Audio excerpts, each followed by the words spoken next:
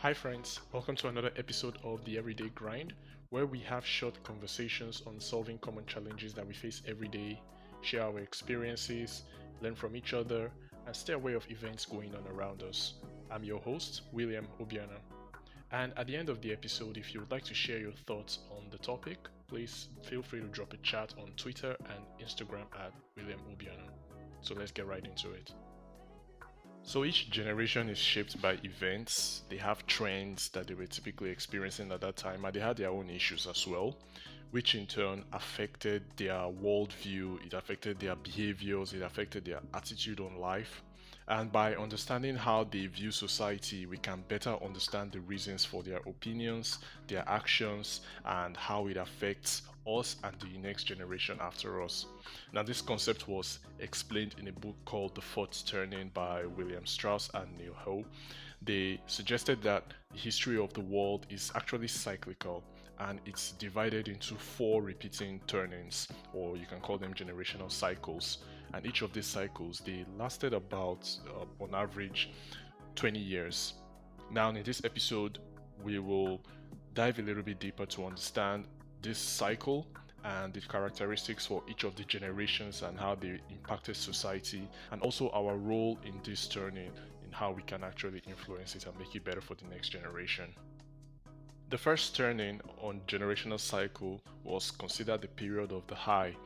Things were pretty much good at this time, and the people of this generation were called the artists.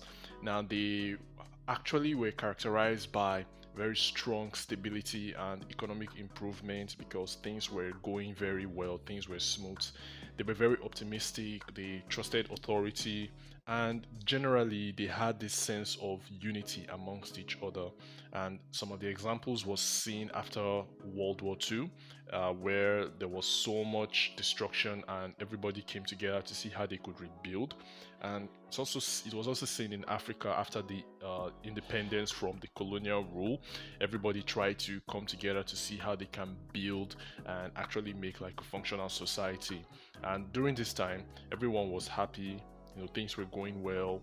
The elder generation in this time, they began to enjoy this period of stability and prosperity, and the opportunities were provided for the younger people to be creative and grow.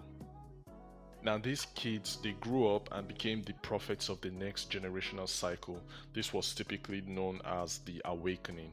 And this was a time in history when they began to question and challenge the established structures of society at that time. And they were challenging the norms, they were challenging the values, and they were actually pushing for more cultural and spiritual movements because they were prioritizing their individual growth and self-expression over the traditional values that were there at that time. Now, as more and more people began to embrace this movement, they were open to new ideas, they were open to new experiences, and there was so much emphasis on freedom and autonomy, and this actually began to lead to movements like civil rights. And this was also part the time where there was strong political awakening because everybody was beginning to get aware of what was going on around them. That the elders of this generation, they began to offer mentorship. They had some level of stability on how the structure was, so they were there as guardians for the younger generation.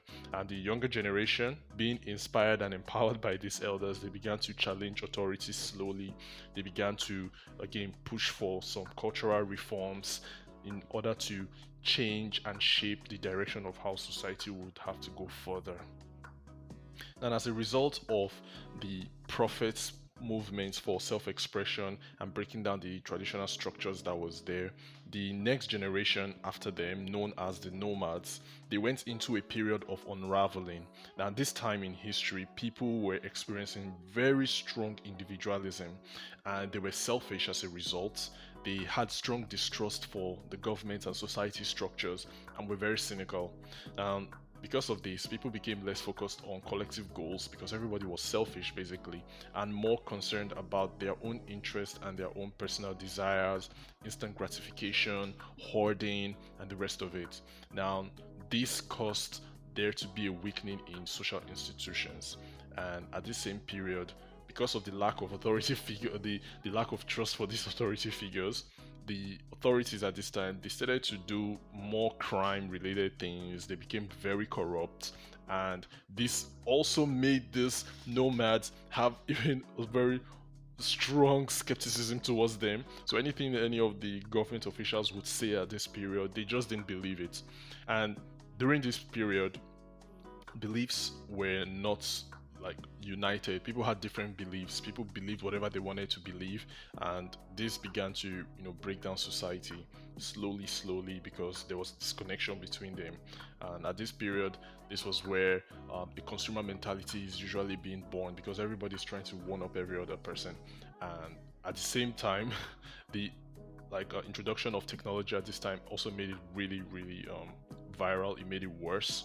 And the older generation at this time, all they could do was try to mitigate some of the challenges that was going on here, while the younger generation, having experienced this, they began to, which was their children, they began to have like a very strong resilience. All they were thinking about was how can they get stronger, politically, physically, financially, because they began to prepare for the challenges to come. And when these kids were grown, they became the heroes of the next generation, the fourth turning. And this period in time, it was seen with significant crises. There was either wars or rumors of wars or some sort of revolution that will be happening.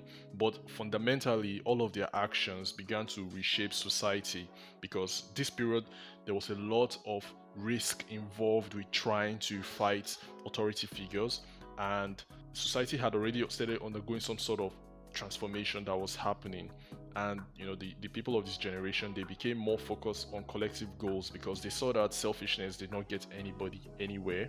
So they began to take responsibility in how they themselves as an individual, their actions was going to impact the goal of the whole community as a whole. And this helped them to begin to address like common societal challenges that was affecting everybody. They had a strong sense of purpose, they had strong unity, and they were working together to overcome crisis. Now, of course, because they had to learn to be independent, they got stronger financially, they got stronger politically. They began to collaborate with each other to see how they can actually make a better tomorrow. Now, the elders of the generation, which was the previous generation, having seen their mistakes, they began to offer some sort of advice on how they can do things without having to repeat their mistakes. And the younger generation, which would be the kids of these heroes, would begin to learn from the idols basically, and begin to demonstrate some sense of courage, some sense of heroism as well, and they will become the new artist of the next generation. Now, although different countries and different societies, they experience these cycles at the same time, no two society experience the turnings of their generation or eras the same way, because everyone is different, and the events that happened in each region was different. So there's a little bit of uniqueness to each society. The fundamental principle still applies. The same thing happens to every society. The same foreturning of their cycles still happen. But the idea is to actually know how we are affected by these events, understand our roles and which generation cycle we belong to, just so we'll be able to shape society in a way that is going to benefit everyone as well as the next generation after us. So this brings us to the end of the episode. Hope you enjoyed it and got some value from it. Don't forget to rate us on Spotify and share with a friend that you think might actually also get some value from this. So stay tuned for the next discussion. Until then, take care and bye bye.